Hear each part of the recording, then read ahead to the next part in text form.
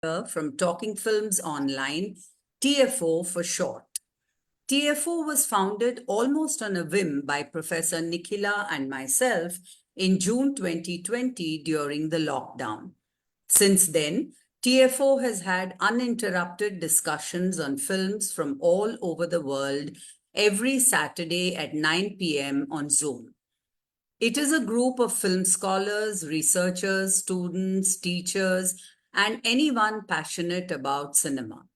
It has been our practice to invite people to select and lead the discussion of the chosen film, which we watch in our own time and place. On some occasions, filmmakers, editors, and cinematographers have also joined our sessions.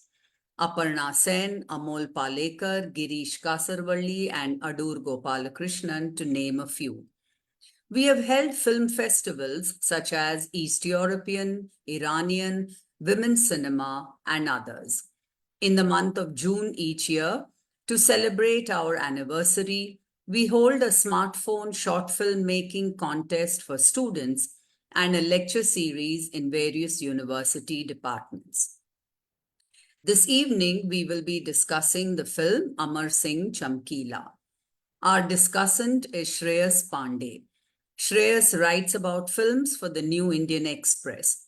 He has studied filmmaking at Bombay University and likes reflecting on films and how they shape culture. When he is not doing that, he is either marveling at a piece of poetry or humming a Kabir bhajan to himself. We are delighted to have with us Dhiman Karmakar, the sound designer for Chamkila. Dhiman is an award-winning sound designer and production sound mixer. He has been working in Bollywood and the Indian film industry for more than 10 years, having experience with renowned film directors like Imtiaz Ali, Anurag Kashyap, Ashwini Iyer Tiwari, Shujoy Ghosh, and others. He has also done workshops at SRFTII, Sophia Polytechnic, MIT Pune, and Tata Institute of Social Sciences on sound designing and recording. He has won the Best Sound Design Award for the short film Awakenings at Los Angeles Independent Film Festival and has also been nominated for the same at Maverick Movie Awards USA and Limerick Film Festival, Ireland. Several other prestigious awards have also come his way. Welcome to both of you and our audience. I hand over with this to Shreyas. Thank you. Thank you so much. Thank you, Geeta, ma'am. Thank you, Talking Films Online, for doing this discussion on the film. It's really exciting to talk about Chamkila because of what it stands for, due to the way it chooses to tell the story, which is very different than how usually we are used to seeing biopics. So I'll just talk about how my journey has been with the film since it released, how I felt when I first saw it, and how some of my thoughts have changed over the times as I read more about it, as I saw other people talking about it and discussed it with some of my friends. I first saw the film at a screening in Bombay, and I was, lucky to catch it at a theater. And I felt that it's a experience to be had in theater because of the music and the visuals. They just take you over. I feel it's a bit no uh, attempt to make anyone feel FOMO, but it's an experience to be had in theater. And some of the things that I liked about it was how the storytelling was very chaotic and so many things were happening. Yet ultimately, it was very rewarding as well in terms of what it offered and how it did that. And I remember feeling just mesmerized and getting on a certain high after watching the film. And some of the things that I liked, as I said about it, were how Imtiaz Ali takes on various things with just from the idea of Chamkila and the life he led, right from how the art versus artist struggle, and art versus artist versus the state struggle, and even censorship and how it takes its toll, and also the debates on whether Chamkila and his songs were moral, and if they were the right kind of things to be disseminated in public. And that's why it's an overwhelming film. That is, it just takes you by surprise. It's like an epic. um, and it is edited with a certain urgency, which is, and I feel, most of the film comes out alive because of that uh, uh, energy in the edit, which is not too exhilarating. It also has its moments of slowness and unhurried simplicity, but it still gets to you. And for me, the editing for the film stood out just because of how it choose to arrange many things in the pattern in which they did it. And I'll talk about it more ahead. And so after the first experience of watching the film, I just felt that it was like a bouquet of flowers of different colors, and they're just coming together to create a common fragrance. Um, and as I said, it just sets itself apart from the biopic storytelling, which usually follows like a linear narrative about the life of the person the film is based on, right from the start to the end, to their point of victory or defeat, uh, in that specific order. Sometimes there are certain diversions taken, but more or less we get to see this. But Imtiaz Ali just restores that right from the opening sequence of the film, which just uh, hits you to the core. You just have started watching something, and you witness that the people on whom the film is made on are killed right in the first 5 minutes. And even though you know that this is how it was going to be, because Chamkila and Amarjot were in fact assassinated, and this reality is in front of us all, yet you don't expect that happening in the first 5 minutes of a biopic. So the death is intentional because, as we can see when we watch the film, and even Imtiaz said this in many of his interviews later, that he wanted to introduce everyone to Chamkila. He started with that mindset that, no one knows about it, and I will tell them who Chamkila was. And it is very much apparent in the filmmaking as well, as right after this opening sequence, which just hits you on the face, there is a legend like song that follows. And another thing interesting about this particular death scene also comes in the end of the film, and that both of these scenes are shot very differently. When we are right into the film in the beginning, we just see them getting killed, and boom, they're dead. We don't know what to feel about them. We don't know them as much to feel anything for them. And towards the end, when we have had that journey of getting to know them, getting to know their struggles, getting to know, what went wrong, and we make them feel closer to we are like made to feel closer to us. And that's why in the end, the scene is a bit stretched.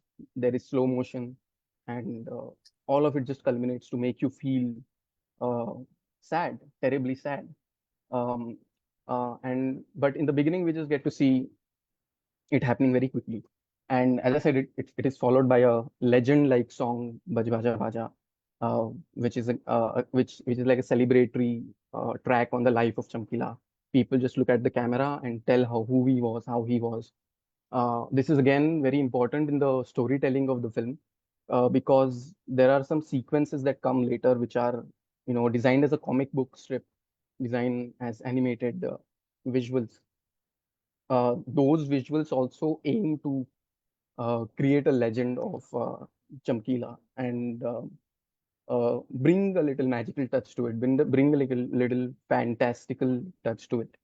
And that's why Baj Baja Baja is an important step in that same thing, because we see the rhythm break of people looking at us, and the fourth wall is broken. They are addressing right to us who Chamkila was, and these people are designed to be people who have known him through his music.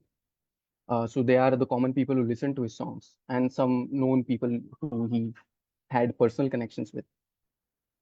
Um, Yeah, so the legend follows, and after that we get into the film of we get into the story of Chamkila, and it is again a film that is an extension, I feel, of Imtiaz Ali's storytelling, right from Rockstar and Tamasha. It has that uh, the same spiritual soul to it, which was there also in Rockstar and Tamasha. Um, and it is about like an artist and his conflict with the world uh, in which he creates music in. And it features different people talking about him, as I said.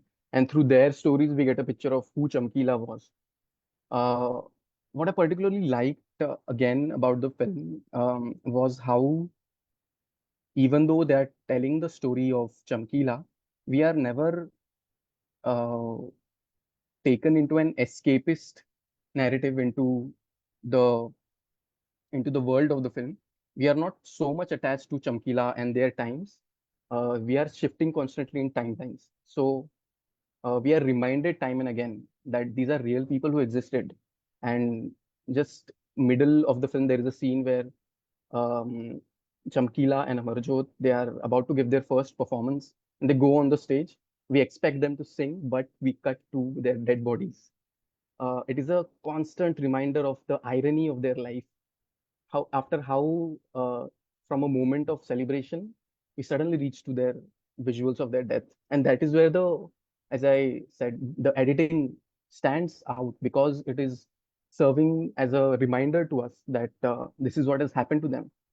And it speaks a lot because of that decision to have those scenes back to back.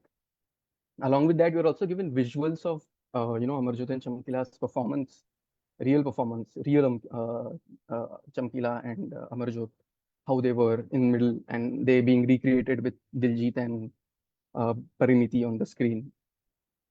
There is also a very nice interplay that I found with songs and how they are mixed with the visuals, like early on in the film.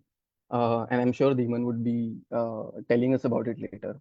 As to how sound is an integral part of the film because it is, first of all, live recorded on the set as actors are performing in spite of, traditionally how it is dubbed later and a playback singer does it. So in the film, everything is recorded on the set and every song that you listen, not every, but the ones that are performed by Diljit and Pariniti are in fact sung by them as well. So in the beginning, there is a scene where, Chamkila is again uh, dead and we are in the present time. Uh, Means after their death, after his death, what happens? And his friends come to know that he has died, and they reach Shinda, his guru, their place. And just there, we see this old man with a lantern singing a song, and it doesn't have much prominence. It is just there as a layer in the film, as a texture, but it adds so much to it. It's like a ballad. He is singing as if he's sad, and it goes on with establishing the mood of the scene. And when we cut to their conversation later, we hear it in the background. So that's a very, uh, again, a very nice decision to taken to integrate the sound and visuals to create a mood. Um, and this song is like the other way how this plays out is also when Diljit later sings the song "Mera Ji Kar De" into the well, and we have that sound as well. And through all of this, it just lends more to the realism of the film to have a sound that feels not digitized in some way, but it just feels organic to hear that. I don't know the correct term for it, but it just feels organic to listen to those songs. And I think the thing to credit for that is the fact that it has been recorded as they were shot, and by the same people who we are seeing them perform as well. So all of this lends into the realism of the film. Um, and yeah, we see Diljit singing "Mera Ji Kar De," uh, and he sings it in a very raw way, as if he's still composing the song. And there are like emotions of longing and nostalgia in it, although it may be a double meaning song. Uh, and the tune here feels unfinished. Now again, later, it for now this is like an incomplete song which exists in his mind. Later, Amarjot and Chamkila uh, finally fall in love, and they are about to get married. They get married, and after that, we see this song playing, "Mera Ji Karda Hai," in a very different way. It just like it is like a callback to that previous moment, and it plays in a very musical, celebratory way because now that's what the feeling is. That's what Amarjot and Chamkila are feeling after getting married, and it's a happy moment. So that is again a very nice use of sound. I found how it has been thought over and used to portray emotions and be a part of the plot rather than just being a subsidiary to it. Um, as I said, the comic strips were something that was very different, and it lent in a very uh, certain kind of flavor to the film because otherwise there were a lot of grim things happening. Uh, we are made to remind the assassination a lot of times. We go to their dead bodies, we see them.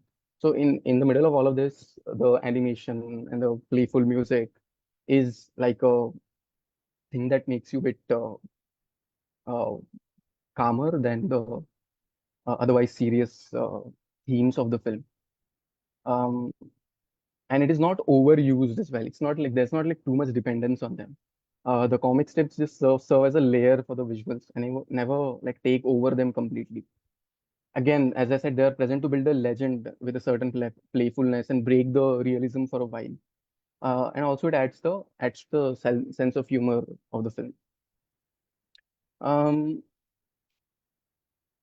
Similarly, for the first time when I saw the film, I remember getting engaged and not feeling like there is a dull moment.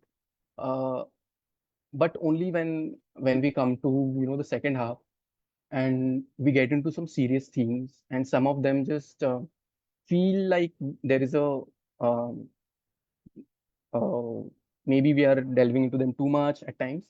But even in the song like Naram Kalja, when it comes in the film, it just feels a bit out of place in that place because we were just exploring the conflict of morality and if the songs that he sings are right or not. People are talking about him. He's been getting threats. And before that, or in the middle of that, we just cut to Naram Kalcha. And it also serves as a, giving a perspective of how women felt about him and his songs. And it gives that perspective. And so when I saw the film for the second time, I felt that, okay, when I watched it for the first time, it was not as disruptive because I was watching it maybe in a theater and I was too engrossed, and then the experience was too overwhelming to think about this. But I just remember feeling a slight jolt. Uh, and for the second time when I watched it, then I felt that okay, this slows down the narrative a little bit, and it also what it does, as we'll also discuss later, but what it also does is it somehow feels like the argument of morality is uh, sliding in the favor of Chamkila by presenting the perspective of women, that too in a celebratory way. So, in the discussions of morality and if his songs were healthy for society and all those things, this just puts more stress on Chamkila's side, as is also relevant in the journalist scene, which comes, which again feels a bit concerning, as we'll discuss. Um, and that's how some initial of my thoughts were about the film. And I remember feeling uh, really good, as I said, but I still felt that I did not perhaps get the film completely, get the film as in how it did what it did, because there were so many things happening. So it took me a while to think about, okay, what was happening and how it did what it did, and the experience that finally created so much charm. Um, and I also liked, there were these growing discussions on how Imtiaz Ali has not shied away from showing his caste identity, Chamkila's caste identity. Chamkila came from a Chamar caste, and he people are writing about how that was given so much prominence in the film, and he has not shied away from talking about it as we would imagine from a mainstream film, to not have a layering of caste. Um, so and I also felt that it was not explored further uh, on my first viewing. And for instance, like I thought that a lot of the decisions that he made, the choices that he made, were rooted in his caste identity. For instance, like uh, in times when he says that I will sing what people want to hear, I just felt, and I was not sure if this was how it was, but and even now I'm not. But I just thought that uh, probably that came from internalizing his caste and hence serving what people wanted. But again, I was not completely convinced with this reasoning. It appeared incomplete. And another aspect was how the derogatory nature of the songs. It did not make me feel triggered or anything. I was okay seeing that, listening that. It was just a bit jarring. Okay, is this something to be? Should I participate in this and have fun? Because it was a bit concerning, the lyrics.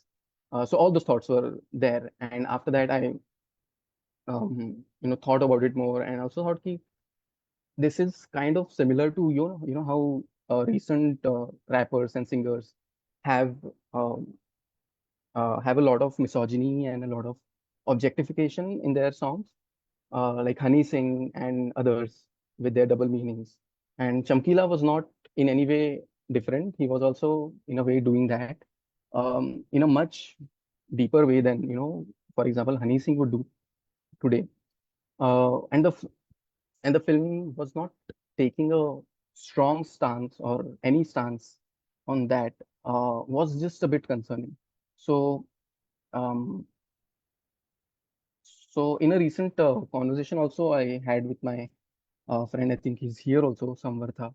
So we were also discussing this and how, this is a bit concerning, and how there is not a lot of conversation happening around that. If it is okay to celebrate someone with that, who, for instance, my friend said that was not subverting in any way the idea of sexuality. There was no subversion in his songs, in the way they presented those things. Um, he was just again being a bit patriarchal, objectifying, and not doing away with those things, which is of course understandable, because it is made in a certain time. And uh, the thing is, if we are in 2024 and we are looking back at that, so how far can we go and celebrate such a thing, were some of the questions that I had after some time of watching the film and talking about it with my friends. Um, there was also an article written by Dr. Shubkaramdeep Singh. He is an Ambedkarite Dalit artist and activist based in Mumbai. So he also hails from Punjab. So he has seen the socio-political dynamics for the past decades. So he writes about the film and talks about the discussions that had happened after the release. Mainly how there was a perception created that Chamkila was in fact a Dalit icon, and Dr. Shukkaramdeep talks about that and says that in reality Chamkila had not sung any song about the Dalits. Neither did he dedicate his song to the Dalits. So Dr. Shukkaramdeep argues that how can we call him a Dalit icon if he did not talk about those things in his songs? And he used to also perform in the rural elite setting, where he would be called on functions and weddings, which were not really affordable to the rural poor, as Dr. Shubkaramdeep notes in his article. And he also mentions how there's that idea of toxic masculinity, which the film seems to be celebrating. So in the article he wrote, and I'll just quote this small paragraph that he wrote, which was a bit interesting in understanding Chamkila. and how the film puts it. So he says most of Chamkila's songs talk about the Jats. Uh, he was among the first singers to predominantly use the word Jat and impose their views through his singing. And the organizers of his shows were also almost all the time Jats, especially the wealthy zamindars, who were feudal lords and dominated the entire rural society. Only the rich sections of society could afford to organize his shows. Uh, the article goes into many more details, and it's a really nice thing to understand him better. Um, and it opened pathways for me in how to understand the film now and his filmmaking and how what it does in the larger reality. It feels after this that Imtiaz Ali has been really smart in interweaving his own ideas, as I said, about the worldview of Chamkila, about everything that Chamkila was. And we see, I mean, this could be a very obvious thing, but we see his interpretation of Chamkila because it is a film he is making. So he's definitely be looking at him from a certain way. And that's what we get to see. And that just puts like a question on how we um, think about biopics in general. We think that it would be an authentic portrayal of a person, but if it is to be made by someone else, there will definitely be some artistic interpretation, which is done because that person is making it. So, like in larger realm, biopics may not always be, true to the person, which is obviously a very common thing, which is also conveyed in the beginning in the disclaimers. Uh, so even the aspect of his caste identity and you know like addressing the caste and addressing the problems in the lyrics of Chamkila, uh, Imtiaz Ali is giving us a feeling that there is some talk happened about everything, and we also get to see his flaws, but it doesn't feel as much honest as it should, because this is clearly the way the scene with the journalist is handled. I felt because it felt a bit caricatured in an otherwise layered film. It feels it feels like more of a romanticized version of Chamkila and his ideas instead of critically engaging with them. So the journalist who questions Chamkila comes out as a bad person because of this. That she's the one who is misinterpreting or not seeing things in the right way. But it can be agreed that songs definitely demand some critical um, eyes on them um, because of the objectification and patriarchy in them. Um, and how this image of Chamkila being in the good books is also furthered is because I think we see it from Diljit. And Diljit, because of his on-screen persona, we instantly fall with him, and also because of the image he has off-screen. So it is impossible to not like him while watching the film.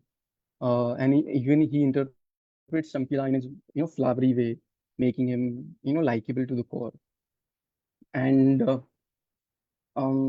so looking at the film in this context with the revelations made by Dr. Shubkaramdeep, um, the filmmaking of the film can be seen as an extension of serving to the image which Ali wants to magnify about Chamkila. Even the songs of Rahman, they capture the soul of the man and his times in light of which Ali sees it. When Irshad Kamil is the lyricist of the songs. He also wrote for Rockstar, and this was one of the exciting things to see Irshad, Rahman, and Imtiaz, the Trinity, come together. So Irshad Kamil writes in the song "Main Hoon Punjab," in the song "Ishq Mitawe." I'm sorry, in the song "Ishq Mitawe," later we get to hear Chamkila saying "Main Hoon Punjab." Now again, this um, creates some distortion in your head about who Chamkila was, because it makes you think that he was someone who represented the people of Punjab in some way. Because to say that "Main Hoon Punjab" is something that one would associate with with a person who was socio-politically relevant, or he brought a revolution. And listening to that, it feels like, we are listening to that Chamkila was in fact a revolutionary, that he changed something for Punjab. But as I just said, the change was not pretty much in his worldview. In fact, the double meaning songs were also sung by other people. But Chamkila said things more explicitly. So it was not done in a way which subverted things, which changed things for the better, which where you spoke about sexuality without damaging um, women and their bodies and making some comments. Um, and it is these facts, it is these things, like having uh, meaning where there is none. Like the song, like, also has a Sufism attached to it, which comes from the union of Rahman and Ali. And it is like putting a profound meaning where there is none. I also felt like something similar while I was watching Rockstar. Um, and this is like a very unpopular opinion, but I felt that the songs overpowered the narrative in a lot of ways in Rockstar. And for me, the narrative didn't feel to make any difference to me than the songs, and there was no intersecting point for them.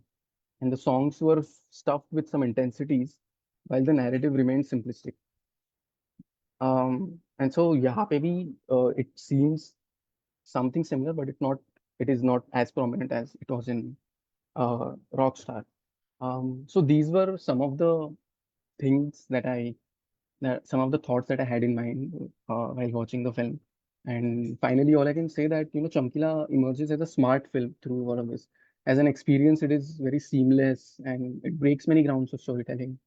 And there is a lot of invention happening. There is a lot of good filmmaking happening, which is what makes you root for everyone, and you fall in love with it completely. And also around the discourse that it has around it, particularly to its politics, that has been a bit flawed. And it is partly because the film is, well made and gives an illusion of nuance, but it fails to address a lot of things uh, in the songs of Shamkila. So at the same time, it gives a feeling of addressing caste, when again, the understanding with which it does defeats the purpose. It treats Chamkila's life in high regard due to his assassination, and it was ultimately his untimely death that made him into an icon. Perhaps if Chamkila was alive today, he may not have even become as popular as he is, because death has created that sensation. And in that case, Imtiaz Ali would not have found a muse in him. Um, so yeah, these were some of my thoughts, and I think we can open the discussion. Thank you very much, Shreyas. Before I say anything about your excellent introduction, let me just thank Samvartha Sahil, who is here with us. Samvartha is the one who put us through to both Shreyas and Dhiman. So thank you very much, Samvartha, for that. Yes, and Shreyas, before I think I will hand it over to Dhiman now, and then come back to respond to your introduction. Dhiman, over to you. Yes. So if you ask me how it started and all, so while kind of, I was doing, so this is the second film with Feralin. So after we finished Love Ajkal and all, this COVID thing had happened. So I got a hint actually. So initially I did not know anything about Chamkila, frankly. So I got a hint that some research work is going on and all. And so of course gradually the talk started happening and all, and kind of I also started doing research and all. So whatever was there through online, then started asking my friends and all, Punjab and the period especially. So then I found it's very interesting. But anyway, So finally, I got a call from him, and he called me, and he narrated he given me a brief about Chamkila. So, and the primary brief was like the society during that time. The Chamkila, coming from a very, this poor family or poor background, and becoming a huge icon or whatever, a huge individual, and the changeover of the society, or that whatever political scenario and all of these things he told me. And I started started my research and all. And so I started preparing myself, because couple of things are there, and of course primarily he said, Dhiman, I so the idea of recording on set was his idea primarily. He asked me, ke, uh, you know, uh, so this is the storytelling, whatever, and I want to do something. I want to try. I mean, I want you to try something. What if the actors they are singing on stage or live and we record that? I said, oh, that's kind of a interesting thing, I think, okay. So there are lots of things. The actors that I think when he called me that time, I think they were in talk with Diljit, Pariniti, but I am not sure. Someone was not locked that time, but I said okay. Then I think gradually Diljit and Pariniti they got locked and all. And I said okay, so we can do it. So that way it started, and the first phase was in Bombay. So we shot in Rajkamal. The studio sequence was the first, sequence in Bombay. That was the first live we did, but inside the studio, and we figured it can happen. Actually, it's not so tough, and it's kind of I also got very excited. Okay, something is happening, something new is happening. I mean, as a uh, as an artist, you want to grow up and you want to do new things every time. Otherwise, whatever we do, it's a film, and you have to record the dialogues on set, then you have to design. But this is a new thing, and of course, working with Imtiaz sir, it's always been. I mean, for me, it's like I always wait for the some. So he always gives me a brief. His briefs are very intact. So he told me one thing, Dhiman, whatever, no, in the film we'll show Chamkila big. Uh, so whatever ways we'll show him big and all. So figure out a sound design for that. There will be crowds and all. There will be, there are lots of things. And what you see in the film, there are lots of things. So, so that way, it started. Okay. It's better you ask me question. Otherwise, I'm not a very good kind of, yeah. Yeah, thank you. Thank you so much, Dhiman.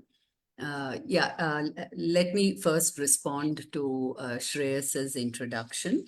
Yes. I really enjoyed the way you, took your whole, visceral experience of watching the film and then, theorized about it. I thought that was a very interesting way of going about introducing a film. And uh, one of the things I found problematic with the film was, the ethics of Chamkila. He gets married a second time without informing, his wife about his earlier marriage. And then he even has a child from the earlier marriage. And for him, it's as if, if he gives some money, then it is enough to console the first wife. So these were some of the problems with regard to his personal ethics, which I thought did come up in the film, but for obvious reasons was not taken too far.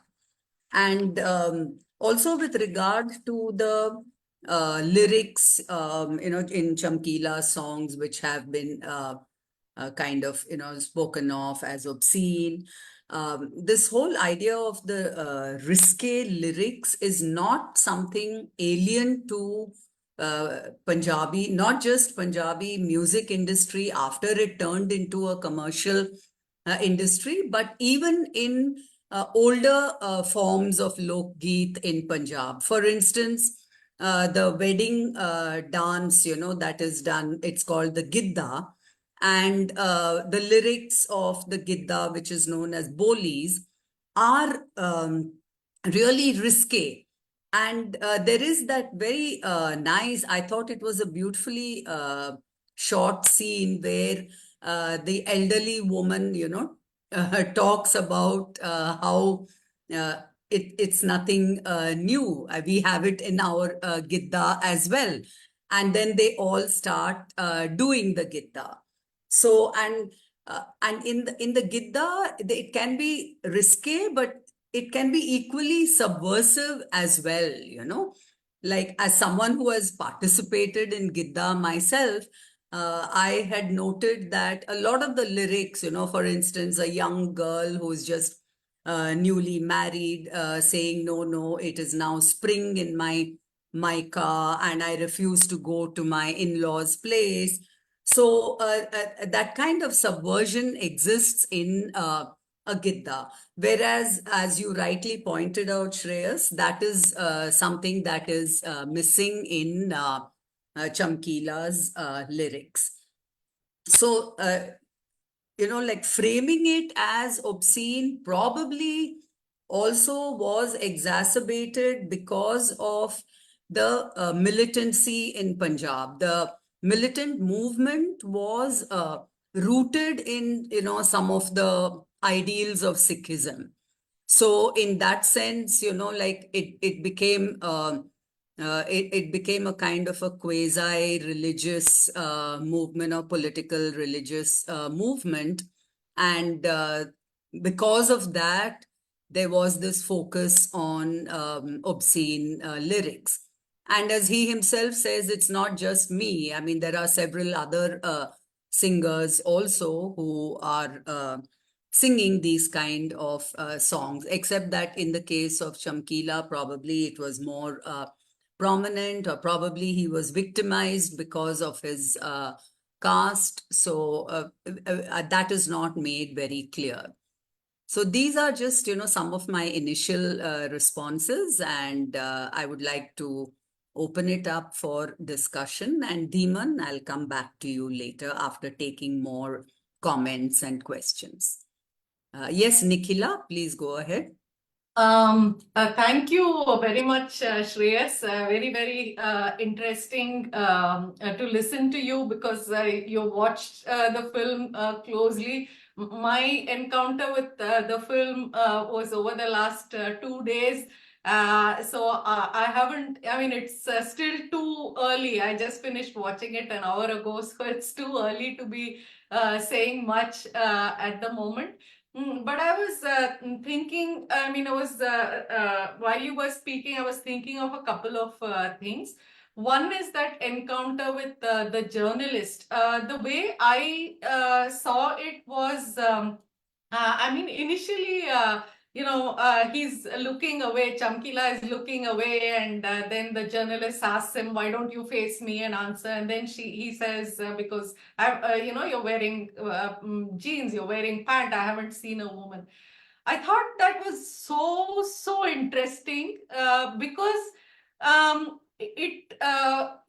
like it's so easy to make out something which is popular as obscene, as vulgar. Whereas when you return the gaze, I mean, which he can't do obviously because he's feeling uncomfortable. So something that makes an upper class or middle class woman uncomfortable, in another aspect of her attire makes him uncomfortable. So in other words, this whole idea of vulgarity, obscenity, Also, I thought in that scene was juxtaposed in a very interesting way as a matter of who is interpreting it and what gets interpreted as obscene by whom and so on. And very interestingly, I mean, this is my experience, as I said, of watching the film in a somewhat distracted way. It's not as immersive as your experience, Shreyas. But while watching the film, I felt that the discourse surrounding the songs, the film makes so much effort to say, well, it's all these people who seem to have problems with the songs. It's the militants, it's people like this, journalists. So I don't have, maybe because I don't have access to the language, because I was kind of trying to read the Punjabi and also the English translation and hear the songs. So maybe because, again, because of that, I didn't have a kind of ability to assess for myself what is objectionable about the lyrics. So partly it is so kind of refracted my own direct experience, so to speak, of the song. And there is such an attempt to build this discourse around the songs about so many people saying it's objectionable, and he has good reasons, and we feel that, well, they seem to be all kinds of ulterior motives and politics behind someone naming it as objectionable.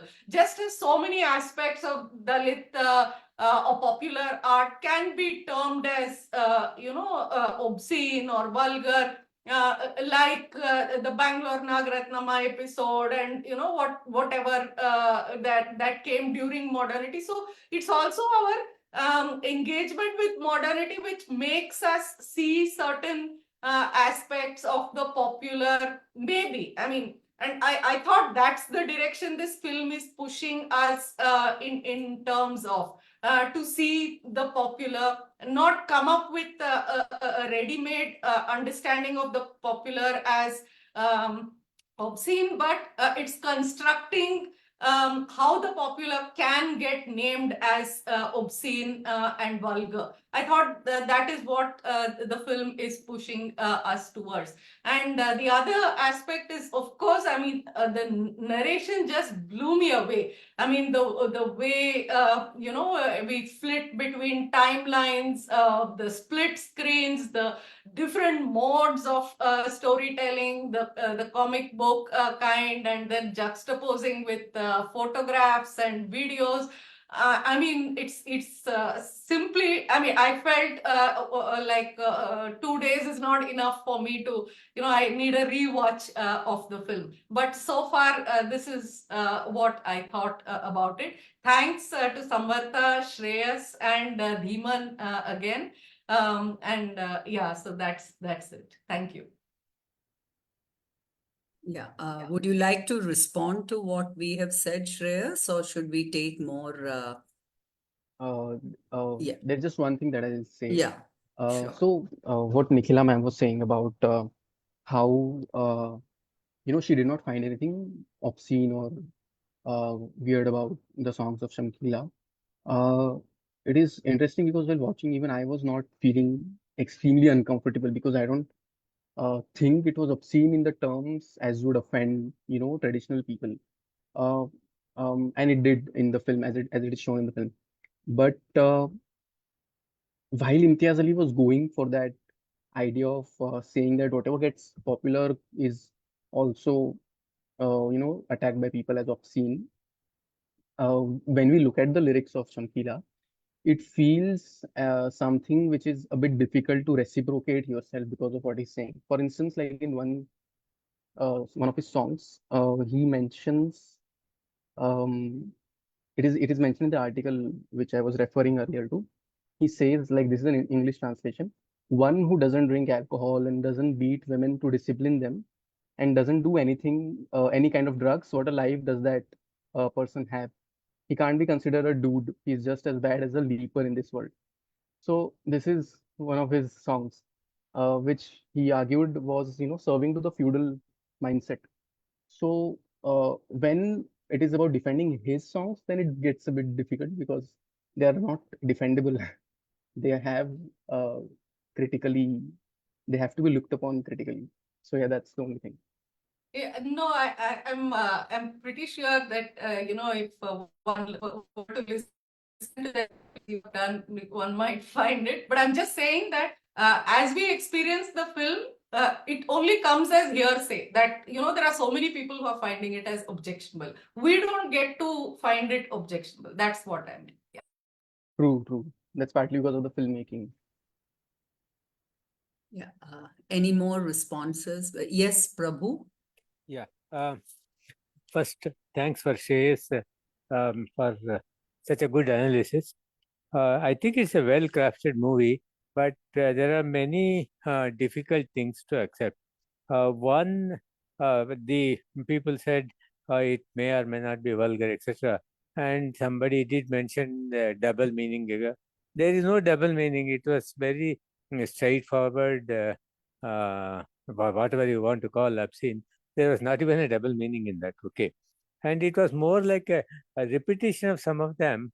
I think director, it was more like a voyeurism. It is nothing, it doesn't serve much purpose except to get reactions from viewers again and again, because the same thing gets repeated, and I didn't find any justification for that repetition.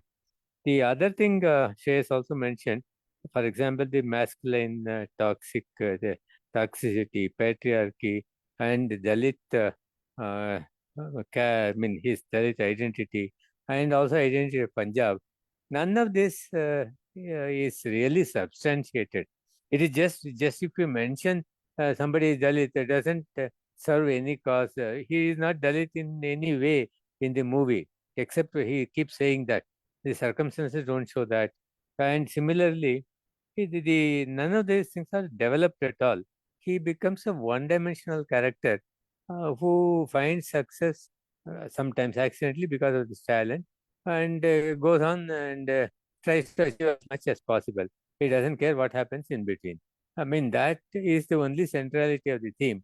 The other issues are simply we are trying to impose those conditions on them, whereas Chamkila doesn't, he himself doesn't articulate any of them or lives any of those issues at all.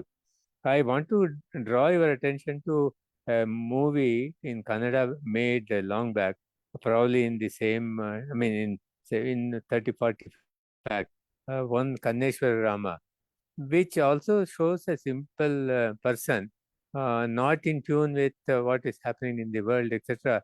But that was very well done with lot of sensitivity and lot of layers. Here, that I feel is lacking. And it is also difficult to accept that Chamkila was not a sensitive person. He is only a simple person, as he keeps claiming in between, because for money he is prepared to leave his wife, child, all that. It is more like a calculative mind rather than a simple person who is done in because of circumstances and all that. So I feel the director doesn't delve into any issues. He he mentions a few things on the surface and gets away with that. He doesn't show any alternative. Doesn't show any of his inner turmoil. Nothing. Whatever is convenient for that few minutes, it's a well-made movie, but not a good movie. Thank you. Okay, thank you. Dhiman, would you like to tell us about how you managed the crowds, and the sounds of the crowd, especially in that market scene and all that? Yes. Which market scene? There are a couple of market scenes, like where Chamkila is singing. I mean, preparing himself, like before Where he. Chamkila is singing, yeah. Okay. So basically, it's the crowds and all. Of course, there are like cycle passing. There are vendors. There are other things passing, scooter passing. You see, there are a couple of shots. Now only in this shot you see that much only. But of course, it's a it's a tricky thing to do that. Uh, I told them not to use any vocal thing. I mean, not to say anything, just to mimic and all. And and there are, of course, technically, if there is a cycle which is old enough, we add oils and stuff in the chain and all that, so that it doesn't make any noise and all. So that way there are lots of hard work happened before the shot. So that way. And there is another one where they hear the song which just came out, and they go into that shop. Yes. That was that was the original market actually in Mhm. Punjab.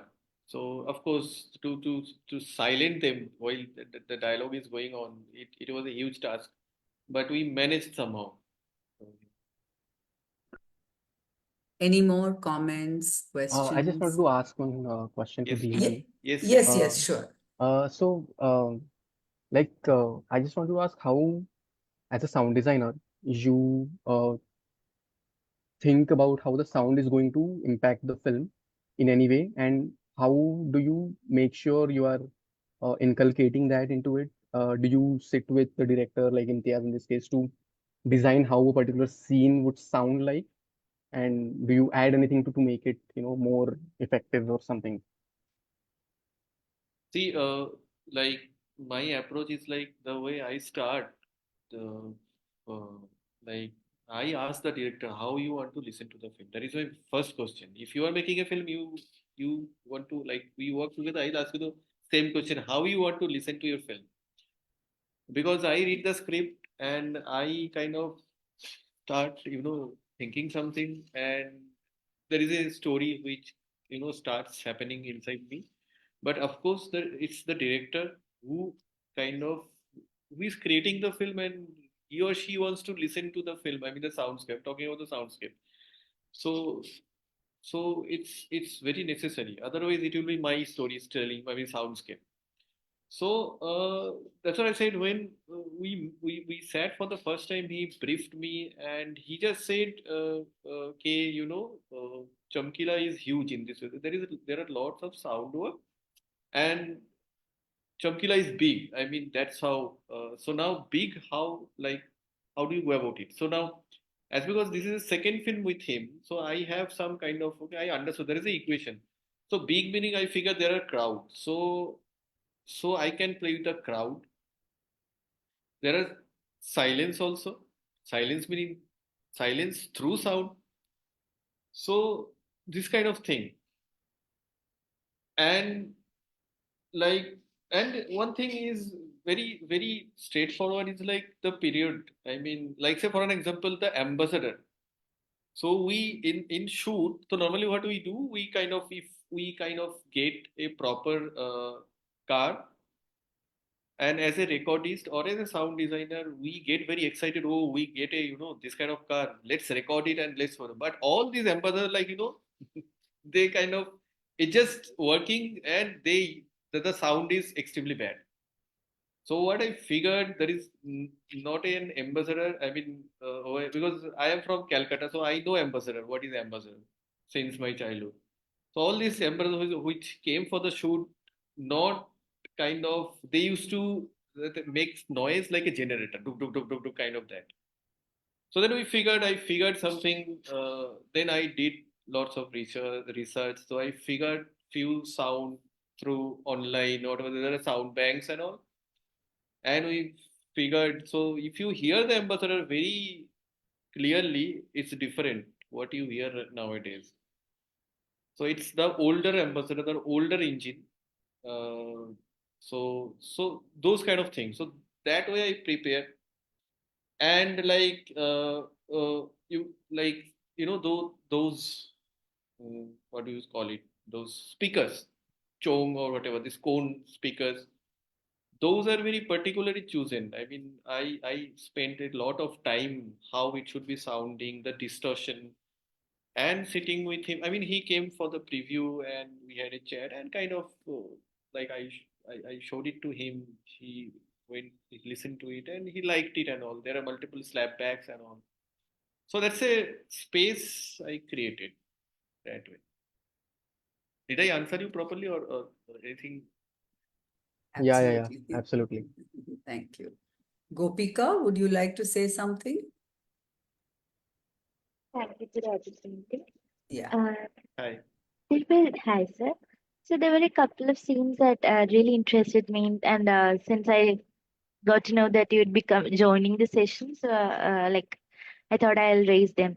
That scene where Chamkila is sitting near a well and singing with the instrument.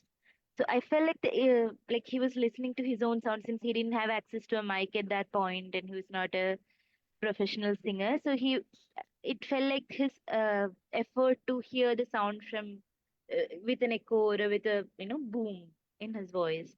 So how do you manage to record the sounds from in such cases? Like, so that was something that in echo from a well and all. And secondly, the scene where Pariniti Chopra is practicing from another building, and like Shamkila is telling to his friends that okay, she sings well, she just needs a little training. So it's coming from far off, and like you're hearing the voice of the dialogues very clear. At the same time, the voice from the building that is far is also. So I don't know, like such scenes where I felt like it'll be interesting to know how the sound engineering works there. Okay, so the basic thing is that like the way I look at it, we all have soul inside ourselves. Okay, whether you know how you don't need to be a singer or you don't need to be a instrumental. Uh, I mean you like one because I am a tabla player. I used to play tabla anyway. So if I make you hear something which is very besura or not in tune for an hour, that will be a torture for you. You will immediately react and you will say something is not right. So, for an example, you are not a singer, but if you listen to a Besura song or a song which is, or any sur which is not in tune, you will figure that out. You will not listen, something is not right. You do this experiment, you will get to know. Simple. Now, like we all sing, but if you go to the bathroom, you will feel like, oh my God, my voice becomes something else because of the reverb. The technical one that slapbacks and it's a reverb. So it's the same thing Chamkila used to do. He used to go to the well and sing. Matlab, it's just to enhance your voice and that feel. So that was the thought behind it. And technically, yes, of course, there was a mic placed deep below the well. Of course, he had a mic wearing like we call it a lavalier mic, which is a body mic. And of course, the well reverb has been recorded through a boom mic which was placed. The boom operator went down kind of. There are like rigged and all. So we got help from the camera department, so the rigging department. So kind of that. So that was like that. So that's it. That's the first question. And the second question, I don't think while the dialogue was, I think you are talking about the scene where they are having the tea and all, and that's what, or Pariniti Chopra singing Pariniti and he will sing together initially, like make her practice, and then inside she'll the. be yes inside a building, and then she'll be sitting alone there while he come away to his friends and then talk about them. So they're at the same levels, the buildings, but it's different. Like we can hear both. There's a faint sound of Pariniti also, but majority the dialogue can be heard. So that I felt like. It's I did not get you properly. I mean, which scene you are talking about where they are singing together, practicing? After that, after he makes her practice a while, then he makes her sit alone and practice in the building while he comes away and discusses with his colleagues. Maybe Okay, maybe you are talking about while we are outside the building and we hear the song and yeah, you we are in feel it. two Yes. buildings actually. Yes. Right, right. Yes, that's a process. I mean, that's a yes. The song was recorded properly inside the house, and in the edit we come outside, but the singing is happening is just to give a perspective. Okay, we are outside, but they're still inside. So yeah, that's a technical process, but it's intentionally done and to give that perspective. Okay, we are inside that gully or lane, whatever you can say, and we hear it from inside the uh, house or room, whatever. Yeah. Thank Yeah, I you. think she's asking about layering of the songs. Yes, ma'am. Yeah. Layering meaning like the ambience you are saying or the No, dialogue? it's happening simultaneously, but Mhm. one is from inside the building and the dialogues are happening outside where Chamkila is telling his friends she sings well, but we need to work on her accent. That was a separate scene. During that scene, there was no singing. Before and after, there was a singing. Before and after, yes. Okay. Yeah. Any other questions, comments about the film? And just one more thing. I'll Yeah, wind up. okay, please go ahead. As Shreyas was mentioning about how he always wanted to do what the audience wants and how that could be a reflection of the caste, like internalization of caste. But I also felt it has, for me, it was more about a performer personality that he had. Like there was this scene where tells to his friend that I want to be a film. I want to see myself in a film. And then he says all of us Punjabis we want to be heroes. But I think like that is not just about Punjabis. So it might be a universal human thing that we like being heroes and we like catering to people. So I think it was more.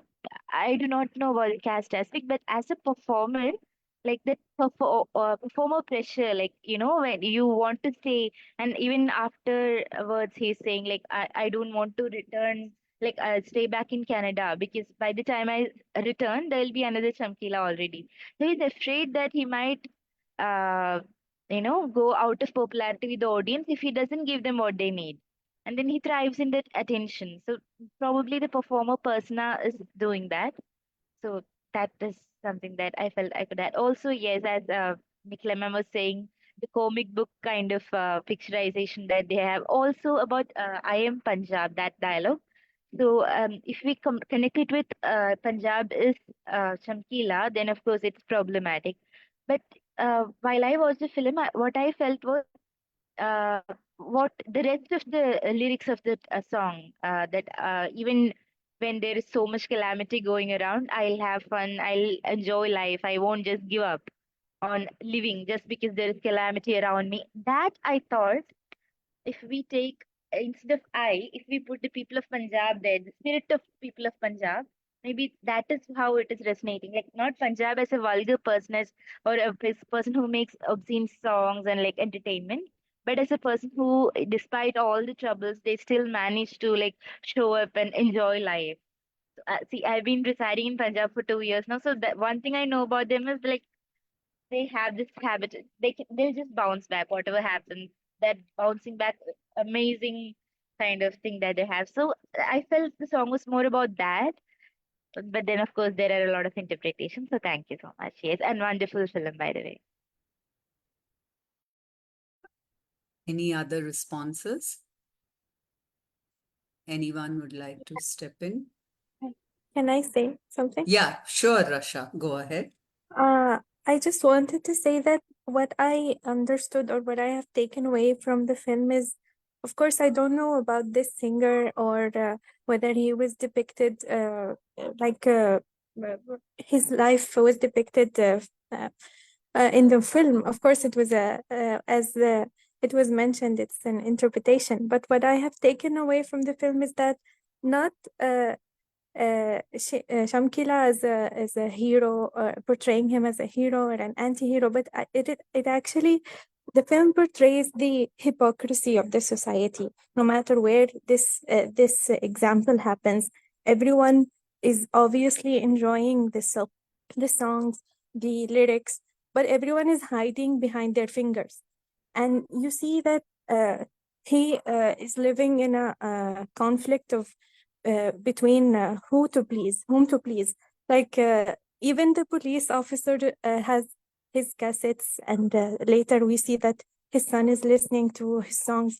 So just because he was making money out of it, people had problems with it. I think this is what I felt was mainly happening. Everyone is a hypocrite. Just because he was saying it out loud, making money out of it, making a career out of it, is what created problems for everyone else. That's it. Thank you for the discussion and the film. Thank you, Rasha. Janisha, yes, please go ahead.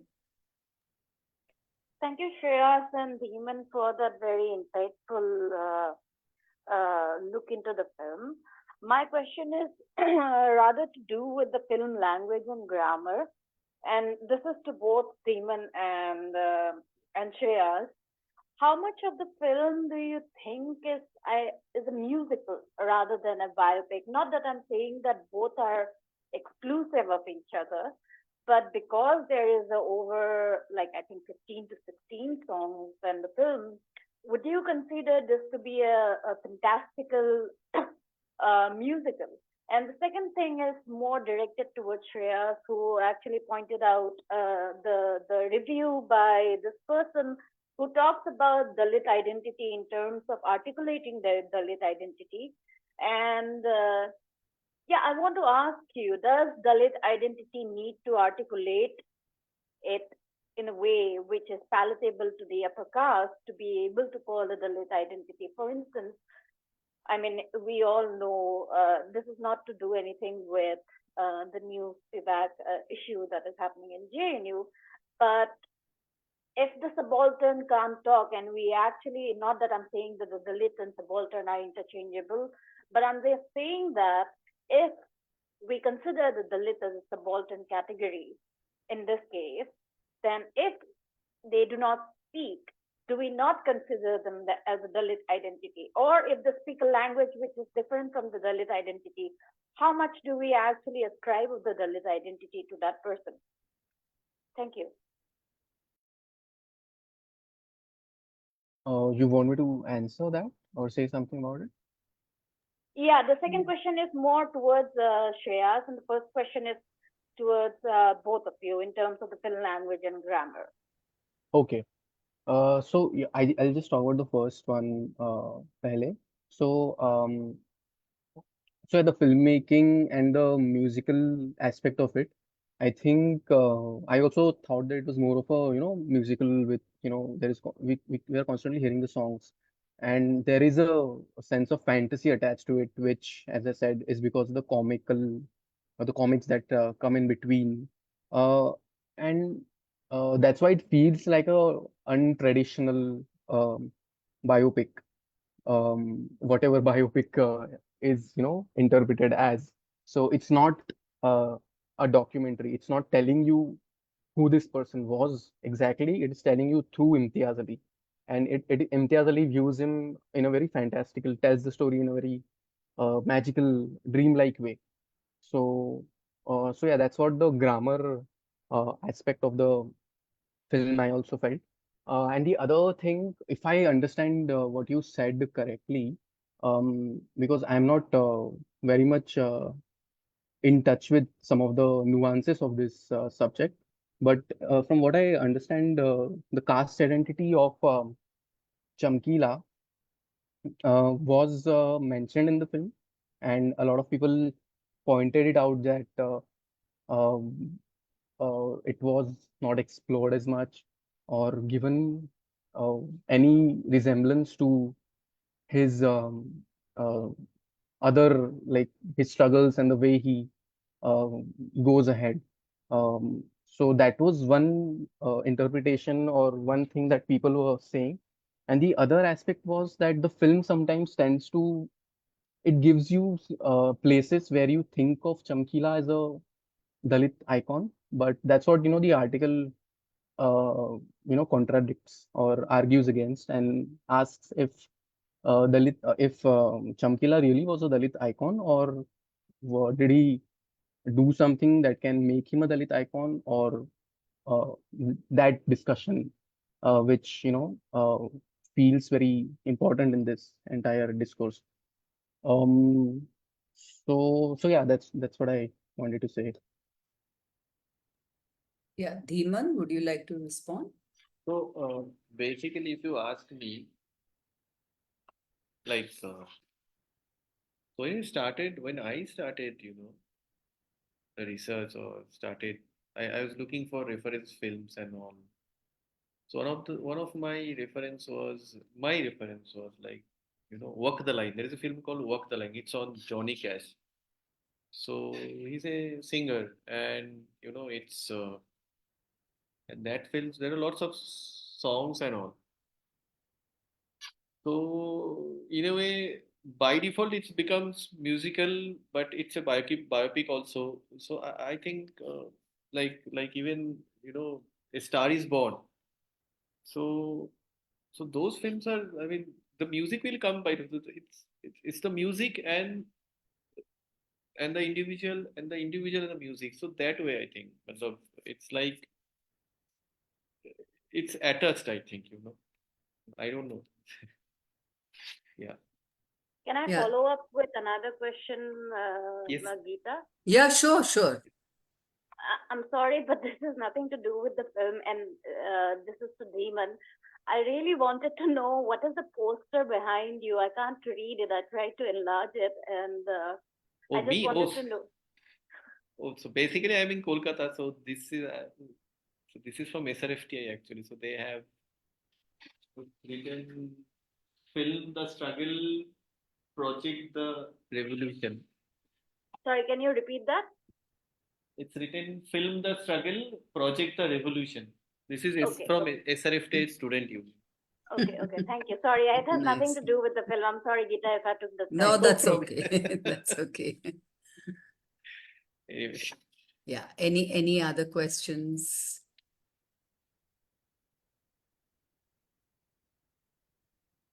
Madhurima, Tarkeshwar, Sridhar, Ashmita, would you like to say something? Madhurima, yes, please go ahead. I just have one comment or observation on the question that has already been discussed on.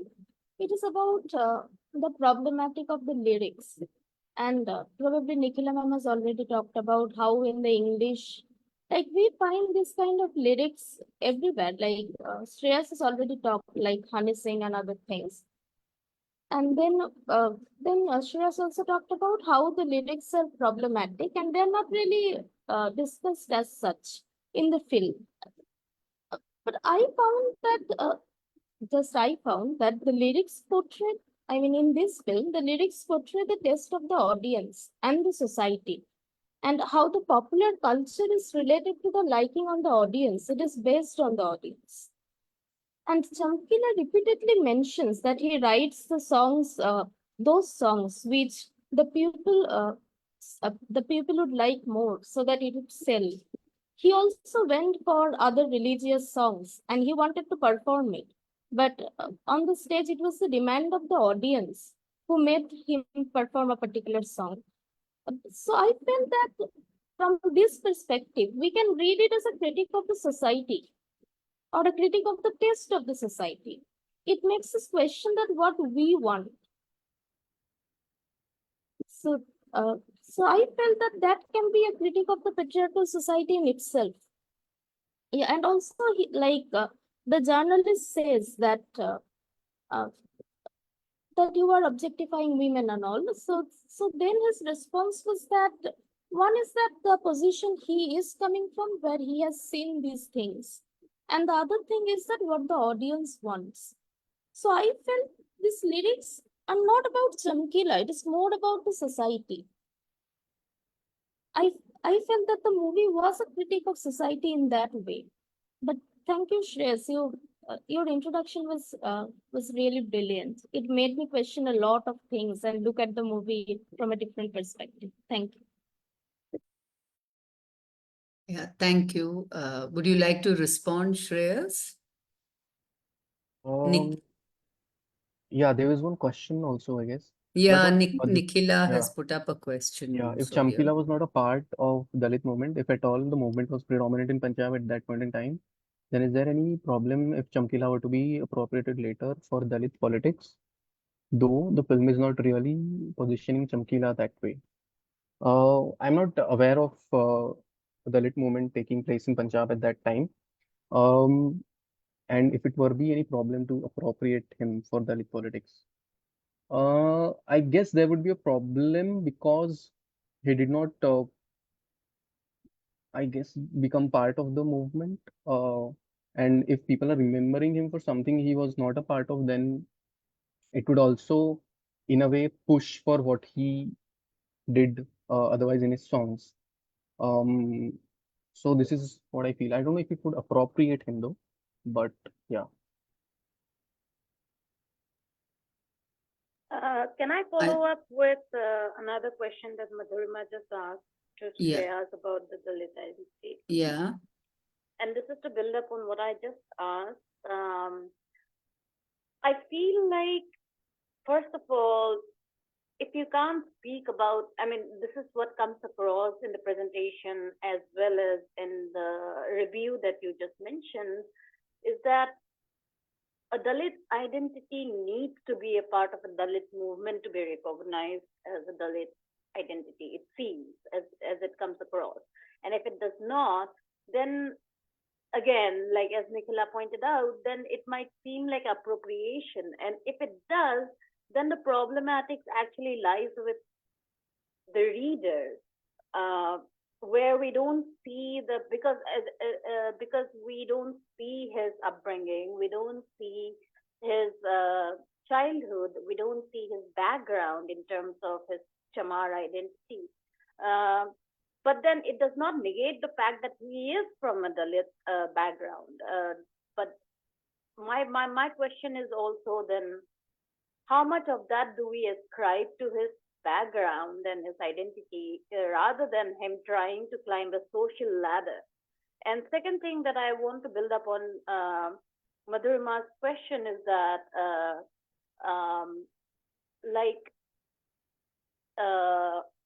the fact that he is using, and this is probably contradictory to my first question, but it is as important as that, the fact that he uses the language and the grammar of the upper caste dominant group in Punjab at that point of time, in which we are talking about patriarchy, we are talking about objectification, we are talking about a certain position of women within a society as looked by men. It's actually inheriting a kind of the dominant culture in that sense. So, there is a kind of a saying by Audre Lorde that you can't fight the master with the tools of the master. So, what do you have to say about that, Shreyas, in terms of the first question, which asks about why can't we ascribe the Dalit identity who's trying to climb the social ladder? And secondly, if we do that, how much of that, goes into a kind of a critique of him of using the same language as the dominant caste? Yeah. These are some things which we have to think about as we further reflect on the film. But from my little understanding, what I can say is I am not sure so much about the first part of your question. If and I will have to think a bit and perhaps read more to understand if it would in any way change things. But for the second part of your question, as you said, you cannot fight with the master with the tools of the master. Um, that's what one of the things that takes you off because there is no subversion in the lyrics. It's the same things that are used to further perpetuate those things which have been perpetuated by other people in the society. And that's why it becomes a bit of a concern to see that the film is celebrating him in a way, in a manner. Um, so So yeah, that is one aspect that needs to be looked at, um, because otherwise he would be just like, as I said, Honey Singh or other singers who also use the same kind of language to perpetuate patriarchy, perpetuate misogyny, and they're not challenging it head on in any way. Geeta, can I follow that up with another comment? Okay. Okay. My problem with the film is that because Chamkila was any other singer at that point of time, or any other performer at the time who was singing or performing the similar kind of songs or the similar kind of lyrics that is perpetuated, as you have pointed out, uh, then what how do we read this character as a Dalit character in terms of an exoticization, like in the sense, because he died early, because he was a Dalit character, apart from if we actually subtract those identities, how much of his own persona actually remains as someone who is worthy of a biopic? That is a really interesting observation and something to be thought about. Um, as you know, a lot of discourse has been only most of it, so not all. A lot of discourse was about how the Dalit identity was very prominent, and that's why this article just pushed it apart and created a new narrative. And now it makes us question if it was not there, as you said, what would remain of Chamkila? That is something to think about, I think, for a while. Uh, Anyone else? Tarkeshwar, would you like to come in? Yes, please go ahead. The discussion was getting interesting now. I think the issue that Russia posed is also quite interesting because we are discussing about the genre, to which genre it belongs, whether it is a biopic or a musical or both. See, whatever the genre to which it belongs to, but it is working through it. Yes, it is a biopic. There are a lot of internal and external evidence to say that it is a biopic. And it is also true that it is musical because it is about a musician.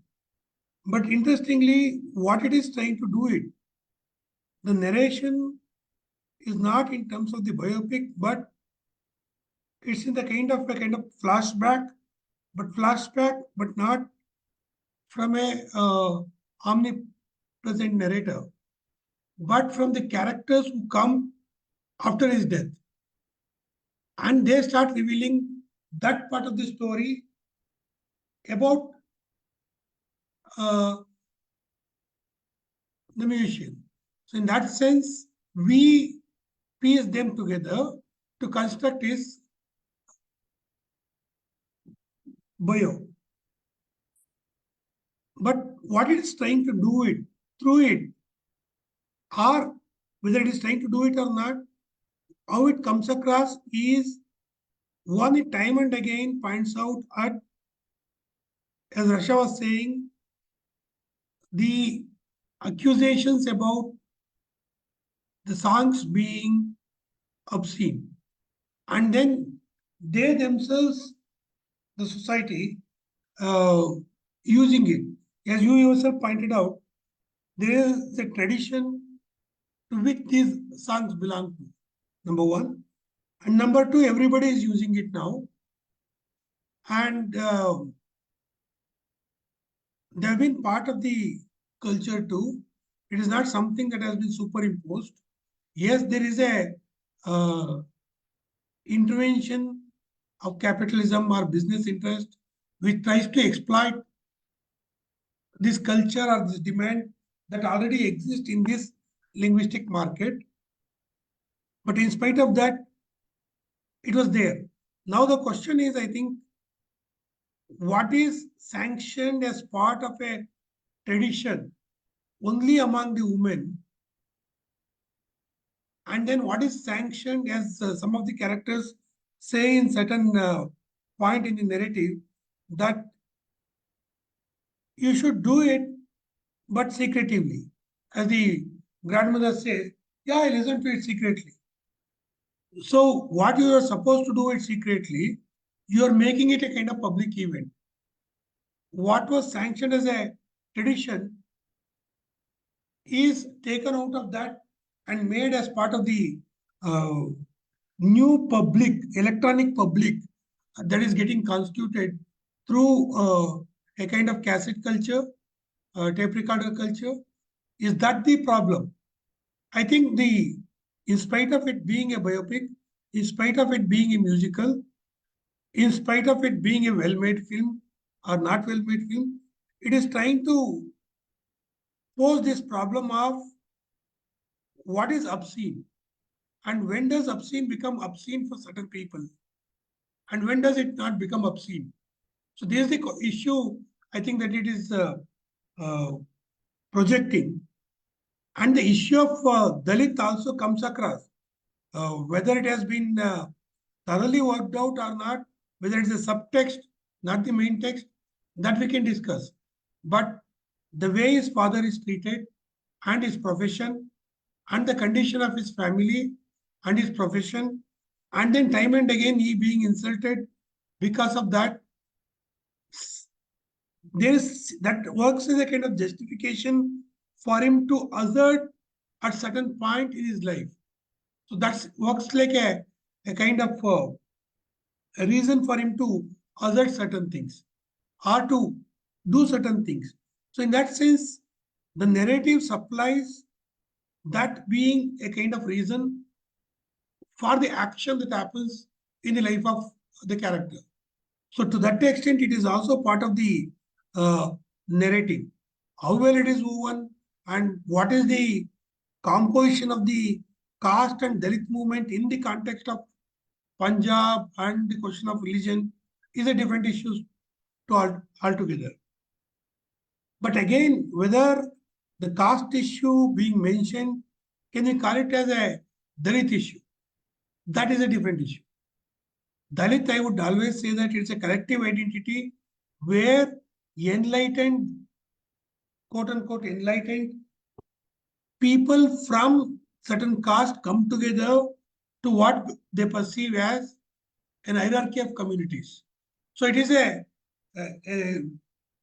well-knit or loosely knit group of people who are trying to eradicate the hierarchy, not simply escape from the hierarchy by climbing up the social ladder or by through that.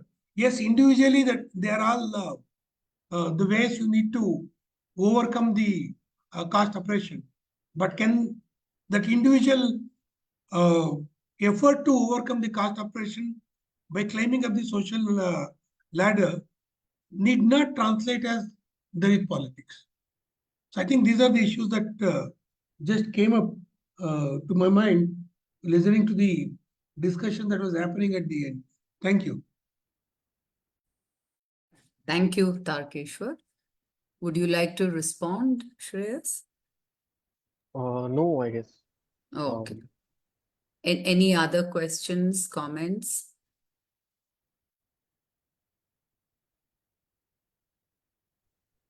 Sridhar, yes. Tarakeshwar has put it very clearly, but what is lingering in my mind is maybe it is whether it is a Dalit social or Dalit political Dalit or not during his time, but now the Dalit question is well versed and people know. Film is made in the present, so the film is making its business and its career out of that. Whether political Dalit or social Dalit, after that, whether that identity was there or not, identity politics was there or not. So posthumously, one can think that we are attributing to him But the film is come 2024. So you cannot say or allege these people are innocent, makers of the film. So we have to put these questions to makers of the film than the character. That is what in my mind. Thank you. Thank you, Sridhar. Any other questions, comments? Okay, in that case, we will conclude the session now. Thank you so much, Shreyas. Thank you very much, Dhiman. And thanks to Samvartha once again to bring them to us, to our forum. And good night. Have a nice Sunday. Thank you. Thank you all very much. Thank you. Good Thank night. you, Thank Shreyas. you all. Thank you, Dhiman. Thank you. Thank you. Thank you. Take care. Thank you. Bye. Good night, everyone. See you next week. Good Good night. night. Bye. Good night. Bye.